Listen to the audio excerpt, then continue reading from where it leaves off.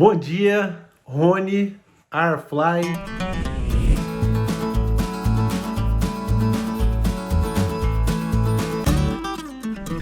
Família, é o seguinte, teve um monte de perguntas de seguidores e a gente não postou esses vídeos ainda, deixando para postar agora para vocês.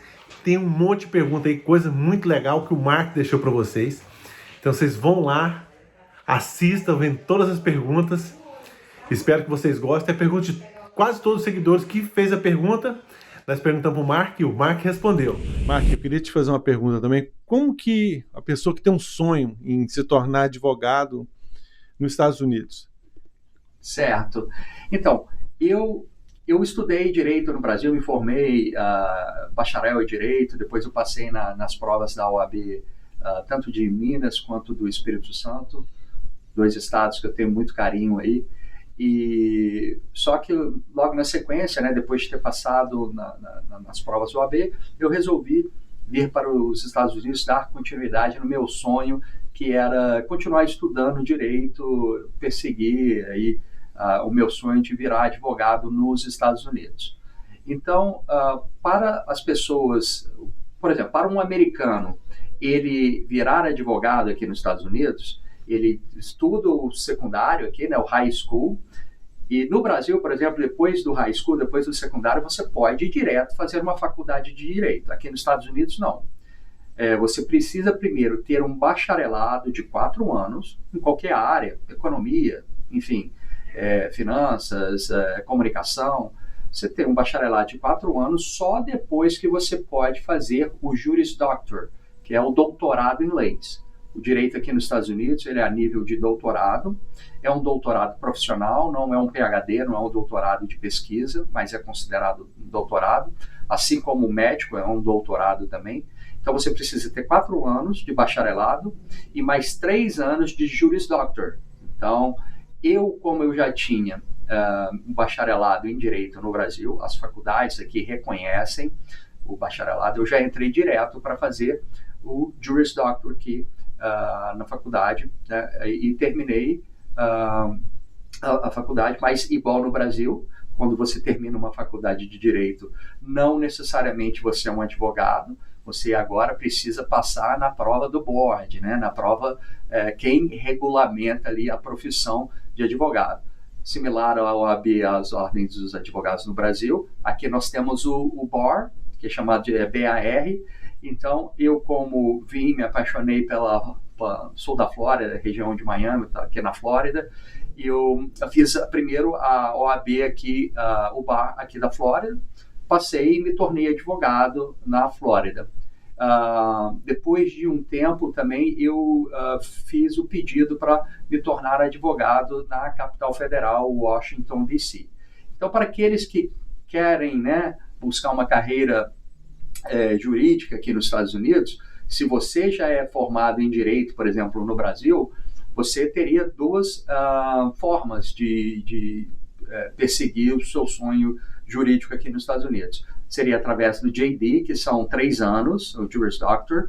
Com o JD, você pode fazer a prova do BAR de qualquer estado americano, tá? Ou um método mais rápido e às vezes mais barato, um mestrado em leis, o LLM, tá?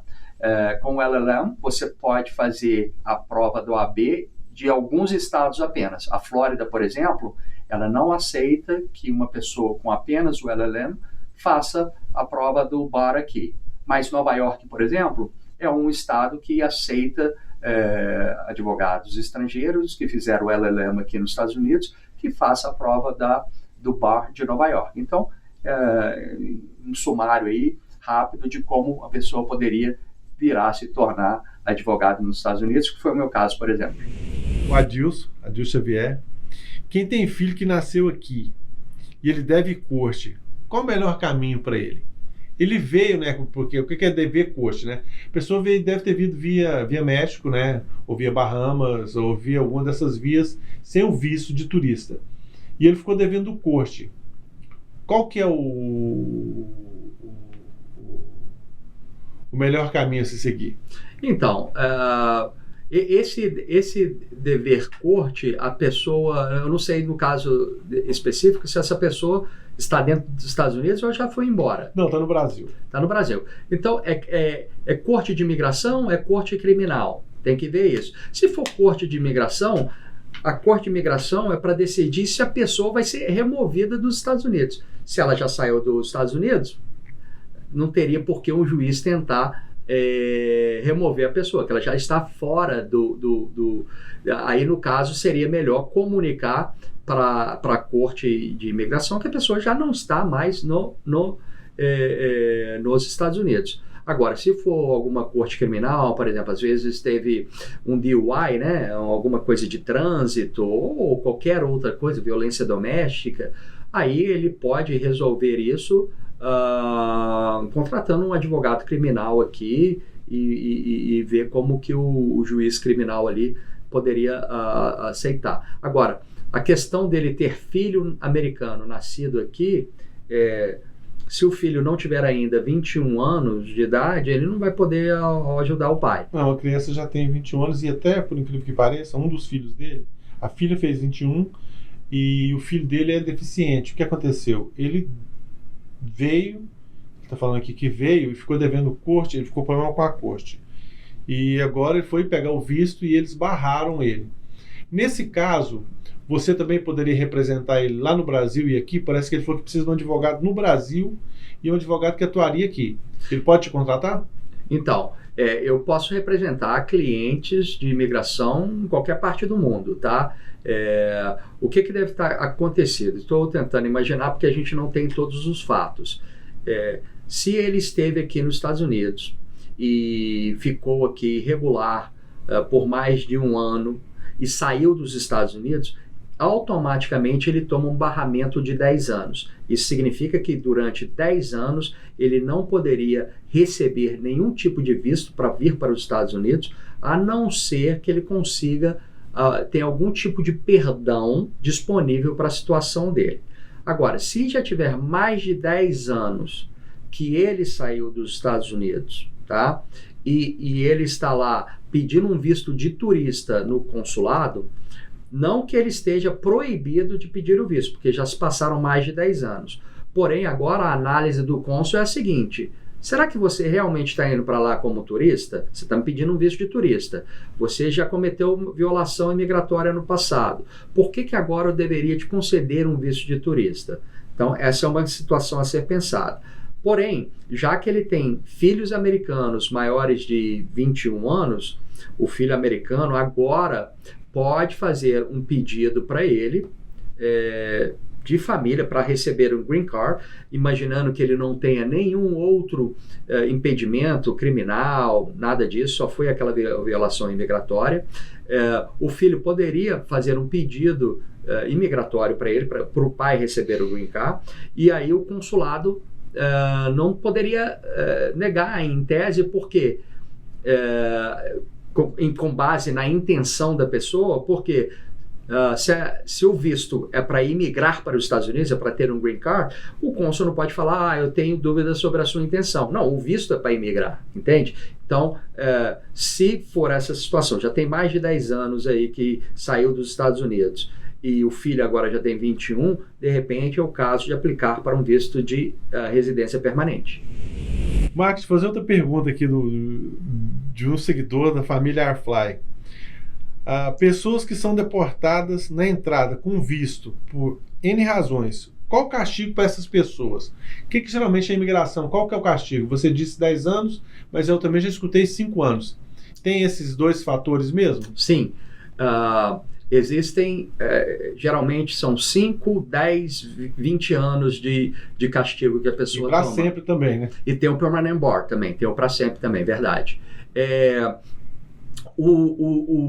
Quando a pessoa sofre o chamado expedited removal, ela é removida sumariamente do aeroporto, ela toma de imediato 5 anos de banimento dos Estados Unidos. Para conseguir suprir isso, você tem que enviar um pedido de perdão, geralmente o I-212, para o CBP te autorizar a voltar. Não é uma tarefa das mais fáceis, mas é uma forma. Agora tem que ver também, Rony, quando a pessoa está vindo, né, com passaporte, com visto americano válido, e no aeroporto ela o governo americano decide que ela não vai entrar no país, tem duas possibilidades aí. Ou ela tomou uma remoção sumária, um expedite removal, que carrega 5 anos de banimento, ou às vezes o CBP, né, o oficial da fronteira ali, da imigração, dá o benefício, isso é exclusividade do CBP, conceder ou não, de autorizar que você, passageiro, retire o seu pedido de entrada nos Estados Unidos. Tá? Esse pedido de retirada tem que ser aprovado pelo CBP. E qual que é a diferença? Se você foi autorizado a tirar seu pedido de entrada nos Estados Unidos, você não toma um banimento de 5 anos. Seu visto ali é automaticamente cancelado, aquele visto que você está tentando utilizar para entrar, ele é cancelado, mas você não toma castigo de 5 anos. Isso significa que você pode aplicar para um novo visto imediatamente no Brasil, né, no consulado americano no Brasil. Você vai passar pelo crivo do cônsul ali, determinar se realmente você merece um visto de turista, vai saber o que aconteceu lá que o CBP não te deixou entrar. Às vezes o CBP ficou sabendo que você trabalhou irregular em alguma outra vez aqui nos Estados Unidos, e isso ali o cônsul vai decidir, olha, vou te dar um visto de turista, você acabou de ter um cancelado, aqui no relato aqui do CBP você confessou que trabalhou, enfim, vai ser uma análise nesse sentido, mas você não estaria impedido de tentar por causa dos 5 anos. Nesse caso aí, mas o visto ficaria bem mais difícil, né? O visto se torna mais difícil, ali é a discricionariedade absoluta do cônsul. Mark, eu espero aqui que venha muitos clientes para você, porque muita gente que nos assiste me perguntou, você fez a mesma pergunta. Visto de investimento, qual a melhor maneira e o valor, esses valores para brasileiros e para brasileiros que são cidadãos europeus? Você poderia responder essa pergunta? Sim. Para investidores, para brasileiro, o Brasil não faz parte do Tratado de Comércio e Navegação com os Estados Unidos e, portanto, não existe a possibilidade de ter o visto E2, de escola, número 2, que é um visto de não imigrante, ou seja, você não recebe o Green Card, mas você pode receber um visto para você vir trabalhar no seu investimento aqui por 5 anos, renovável indefinidamente, desde que você comprove que o investimento está surtindo os frutos que você falou no seu plano de negócios, tá? Mas tem muito brasileiro, por exemplo, que tem dupla cidadania com algum outro país. O caso mais clássico é brasileiro com cidadania italiana, né? Então, o brasileiro que tiver cidadania italiana também, ele pode qualificar para o E2, tá? Utilizando a cidadania italiana. Valor de investimento para o E2. Não existe um valor fixo pré-determinado para investimento. Tem que ser um valor substancial, de acordo com o tipo de negócio, aquele valor que seria o suficiente para já colocar o negócio para funcionar, né? Por exemplo, sei lá, uma padaria. Tá? Então, o que é substancial? Às vezes, 80 mil, 100 mil, você consegue colocar uma padaria já para funcionar. Pode fazer aqui, tipo assim, vamos supor, vou falar na minha área. O cara vai comprar um caminhão. Vamos supor que um caminhão hoje ele gastou $130 mil. Você acha que com isso aí ele qualificaria? Então, o negócio também, além de substancial, Rony, ele não pode ser um valor, um tipo de negócio marginal. O que é marginal? No sentido técnico da palavra, é aquele tipo de investimento que só iria render o suficiente para a subsistência daquela pessoa que está investindo. Por exemplo, só vai servir para pagar o aluguel dele aqui, a escola dos filhos, não teria um potencial de gerar a criação de emprego. Às vezes, um caminhão apenas pode pode e não pode, às vezes, qualificar. Às vezes, 2 caminhões, aí você já está começando a mostrar para o governo americano que já está investindo em 2, já está iniciando, no mínimo, aí, 2 caminhoneiros você precisaria, ou às vezes 3, porque, não sei, aí você conhece mais do business aí, Rony, para a rotatividade das pessoas. Um caminhão, talvez ele poderia rodar com 2 motoristas, seria 4, empregando 4 pessoas. Empregando 4 poderia ser, tá? Obviamente, se já tiver 2 de largada aí, seu caso vai com mais força, mas o que você tem que mostrar é que um período aí de 5 anos durante o plano de negócio, você estaria crescendo o business, né? Comprando às vezes outro caminhão, às vezes você vai precisar, não sei, de pessoas na parte administrativa para administrar para você. Isso serve tanto para empregados direto quanto para o chamado aí 1099, né? São os contractors, né? Então, você demonstrando que você tem potencial de crescer, o caminhão, sim, seria um ótimo negócio, aí, a logística, transporte. Mark, teve um seguidor aqui que falou assim, aplicar para anistia para brasileiro. Tá. Bom, anistia é uma palavra bem técnica, né? Na história da imigração americana, foram poucas instâncias em que houveram anistia, e quando tem anistia, não necessariamente é para uma nacionalidade específica, tá? Hoje, eu vou falar da anistia, de repente eu vou falar do asilo.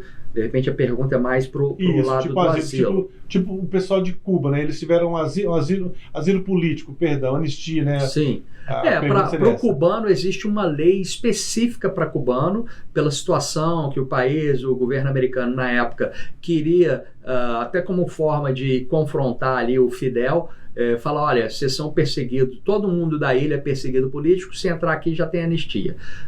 Isso é uma anistia, é carta branca, tá? No caso, não existe uma anistia específica para brasileiro.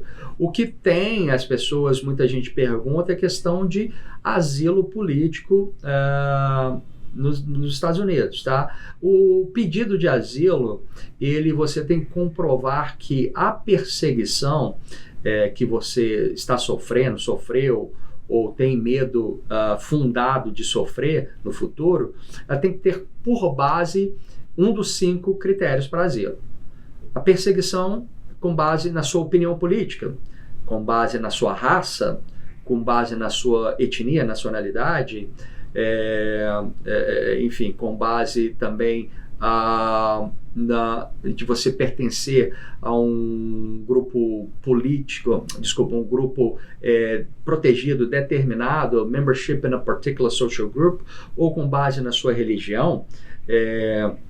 Se você demonstrar que estão te perseguindo por causa de, aí poderia ser. No caso do Brasil, os relatórios internacionais não demonstram assim que o Brasil passa, por exemplo, por uma guerra civil, uma situação complicada a ponto de mais alguns casos de asilo para brasileiro é possível. Deixa eu fazer mais uma pergunta aqui, vejo as 2 pessoas falando, e também, porque o Brasil, o que mais se vê também é a caso de sexualidade, né? Perseguição, a pessoa, homofobia, essas coisas. Nesse caso também, caberia também... Sim, em caso de, por causa da orientação sexual, né, é considerado aí dentro daquele grupo particular definido e protegido aí.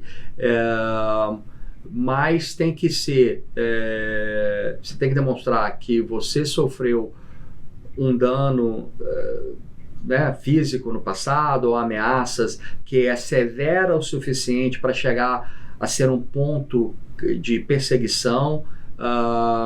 Você tem que demonstrar também que o fato de você voltar para o Brasil, se você já estiver aqui, né, você sofreria esses danos lá. Você tem que saber detalhar exatamente o que você sofreu, e que exatamente foi por conta da sua orientação sexual, né? Você tem que sempre fazer o nexo causal aí entre o dano sofrido ou o dano a ver sofrido e a sua condição. Tá? E outra coisa, asilo vocês têm que estar dentro dos Estados Unidos para pedir. Marco, tem uma pergunta aqui. Como eu trabalho na área de transporte, então muita gente que perguntou. Mecânico, eletricista de autos ou caminhão, engenheiro mecânico, pintor de auto, são trabalhos qualificados?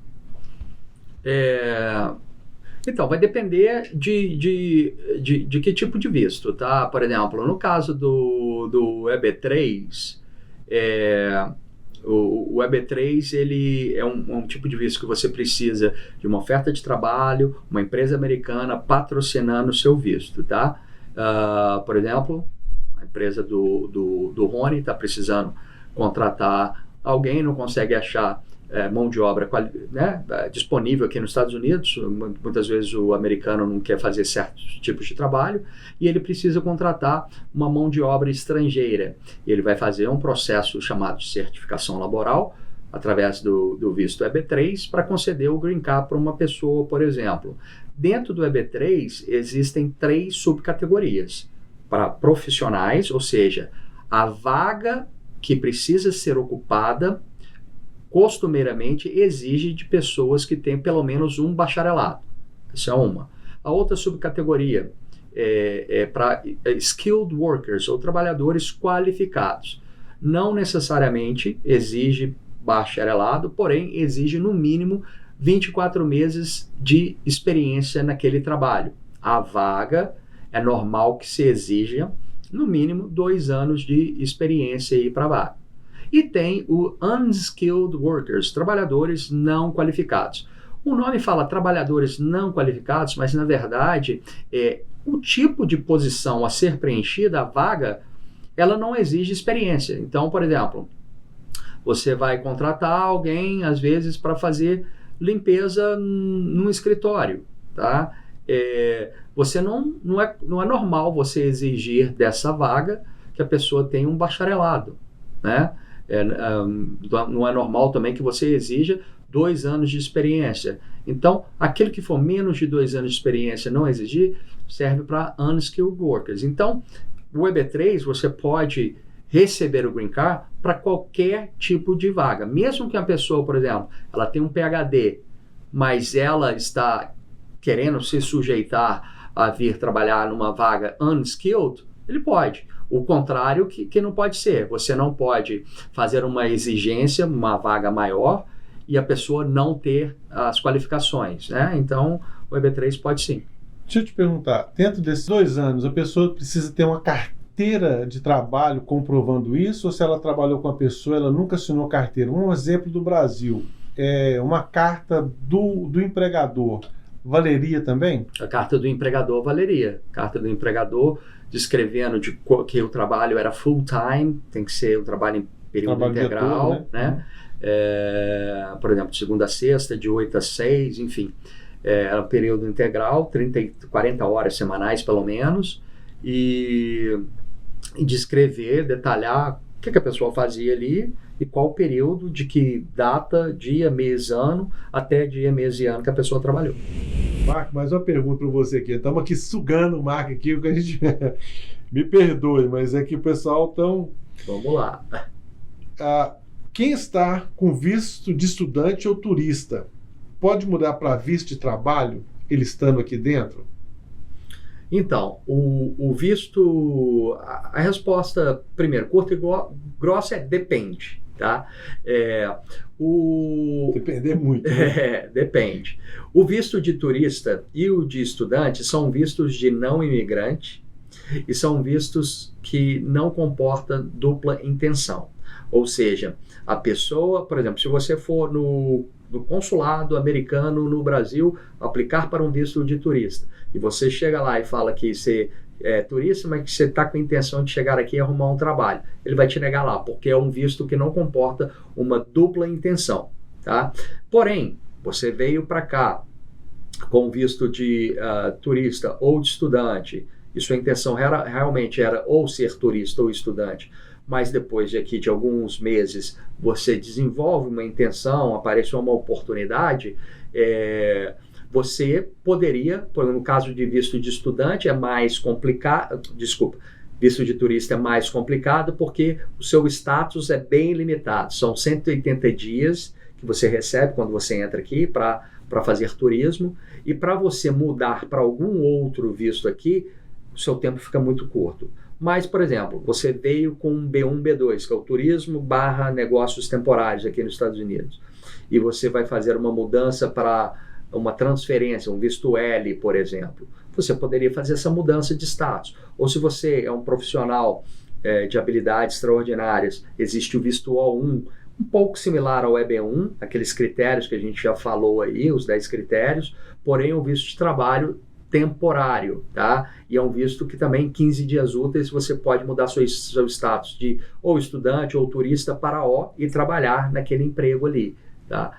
Mas são situações bem limitadas. O de estudante já te dá um pouco mais de tempo, de flexibilidade, porque quando você entra como estudante, você não recebe um status limitado. Você só pode ficar aqui 6 meses. Não, você recebe o chamado Duration of Status, ou duração de status, que significa, enquanto você estiver cursando aquele curso, você tem o status para permanecer nos Estados Unidos.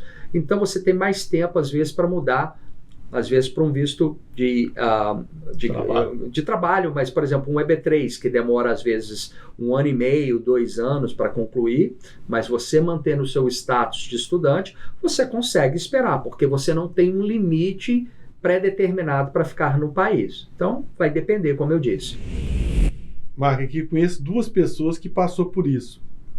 Pessoas que têm o Green Card e ficam fora do país por mais de 6 meses. Quais os riscos se conseguir entrar e o risco de perder o Green Card? Certo. Bom, o Green Card, o nome técnico dele, Green Card é o apelido, né? O nome técnico é visto de residência permanente, Lawful Permanent Resident. E ele é para quê? Para morar nos Estados Unidos. Então, tem pessoas que acabam utilizando do Green Card como um visto de turista. Fica 20 dias, volta para o seu país, fica lá 8 meses, volta para cá de novo, fica 1 semana, 2 semanas, e fica utilizando isso como praticamente um visto de turista e fica entrando aqui dentro de um período de 1 ano só para não perder automaticamente, considerar abandono automático, tá? A lei não é que você não possa passar tempo fora dos Estados Unidos. Porém, se você passa mais do que 6 meses, 180 dias fora dos Estados Unidos, quando você regressa, você é considerado que você está pedindo admissão no país. Quando você tem um Green Card e você está dentro daqueles 180 dias, é como se você tivesse um direito de entrar no país, sem ser questionado. Porém, quando você tem mais de 180 dias, o oficial ali poderia questionar se realmente quais são as suas intenções, se é de residir mesmo nos Estados Unidos. Então, é uma análise de fato, né? Vai analisar, nos últimos 5 anos aqui, você ficou praticamente 4 anos e meio, somando tudo, fora dos Estados Unidos, e uns poucos meses aqui no país. Então, isso não demonstra que você está residindo nos Estados Unidos, tá? Agora, se você passa mais do que 1 ano fora dos Estados Unidos, isso é considerado um abandono da residência. Tá? Você pode até, né, se o seu cartão estiver válido ainda, você pode até conseguir entrar nos Estados Unidos às vezes o cara ali não te fez a pergunta quanto tempo você passou fora, você entrou, ele viu que você tinha um cartão, estava válido, deixou você entrar, mas em algum momento isso pode ser questionado, inclusive numa entrada futura, o seu caso pode ser levado para o juiz de imigração determinar se você realmente abandonou a sua residência. Nessas situações, Rony, quando a pessoa está aqui, tem um Green Card, ela sabe que ela vai passar muito tempo fora do país, é bom que ela peça o chamado permissão de reentrada, Re-Entry Permit. Tá? A permissão de reentrada, ela é geralmente concedida por 2 anos, renovável por 2 anos. Se a pessoa tem a permissão de reentrada, ela pode passar ali esses 2 anos fora do país. Depois ainda renovar por mais 2 anos. Ficar 4 anos fora dos Estados Unidos sem ter muito problema, tá? Ou vamos imaginar que ela saiu dos Estados Unidos, ela tinha vínculo no país, ela saiu, e ao chegar no outro país que ela foi, ela teve algum problema que justificasse que ela passasse mais de 1 ano fora, né? Uma doença, algum acidente que sofreu, coisas acontecem, infelizmente. E aí, antes de voltar para os Estados Unidos, é bom que ela peça o chamado um visto de Returning Resident. É o S de Sierra, SB de Bravo 1, SB1 Visa, tá? O que o consulado pode te dar para você voltar sem ter maiores problemas aqui com o CBP no aeroporto. O CBP ainda pode questionar, mas você tem ali um visto SB1 no passaporte que te daria mais amparo. Eu tive um amigo que ele estava com um negócio no Brasil, não vou falar o nome dele não, mas ele sabe, a hora que ele vê o vídeo que ele vai lembrar, que o cara um dia chegou para ele, o CBP chegou para ele, você quer perder o seu green card? Continue fazendo o que você está fazendo. Porque o green card pode ser revogado, né? Tanto o green card, ou a cidadania também pode, dependendo de um crime, de alguma coisa, nesse caso também pode ser revogado? Então, no caso do green card, uma coisa importante, o CBP no aeroporto, por mais que eles queiram demonstrar poder, eles não têm autonomia de tirar a sua residência permanente. O que ele pode fazer é reter o green card e enviar seu caso para um juiz de imigração decidir se realmente você abandonou, tá? Então, para evitar essas dores de cabeça, você tem que comparecer a um juiz de imigração decidir, você vai provavelmente ter que gastar um dinheiro com um advogado para te representar, é bom que você mantenha aí a sua residência permanente. Se você é residente permanente, comete crime, dependendo do crime que você cometer, você pode também vir a perder a sua residência. Também, só um juiz de imigração para retomar a sua residência, para retirar a sua residência. Então, no caso, se a pessoa estiver entrando aqui e o CBP tirar o green card, mas de qualquer maneira ele ainda pode entrar, né, no país. Muito provavelmente vai entrar e vai falar, olha, estamos emitindo uma nota de comparecimento à corte e você vai ser informada da data e dia que você deve comparecer. Família, eu espero que vocês tenham gostado de mais esse vídeo, todas as respostas. Quem não segue o Mark, vai lá, segue ele em todas as redes sociais. Ele tem Instagram, ele tem o YouTube, ele tem o TikTok. Eu vou deixar para vocês aí todas as redes sociais do Mark, então vocês vão lá, sigam o Mark, que vocês só vão ter coisas boas. E sempre que vocês tiverem alguma coisa, vocês perguntam, que eu conversei com ele. A gente vai começar a fazer umas lives no Instagram para responder as perguntas dos seguidores. E então, tá aí para vocês mais esse vídeo. Queria agradecer muito. Se você não puder ajudar, você não atrapalhe, que você não atrapalhando vai ser uma grande ajuda, e quem tem Deus no coração nunca vai faltar nada. E eu tenho esquecido de uns abraços, não tem mandado uns abraços, vou mandar um abraço aí, mandar um abraço pro meu amigo Pedro Neto, lá de Mossoró, no Rio Grande do Norte, um abração para ele. Ele tem um Instagram dele também aí, é o Mió do Mossoró. Abração, Pedro, é um seguidor. E também mandar um abraço pro Sonaldo, tá? Lá do Maranhão. Ele também mandou muitas perguntas pro Mark. Então, Sonaldo, abração para vocês aí. Fiquem com Deus e até a próxima.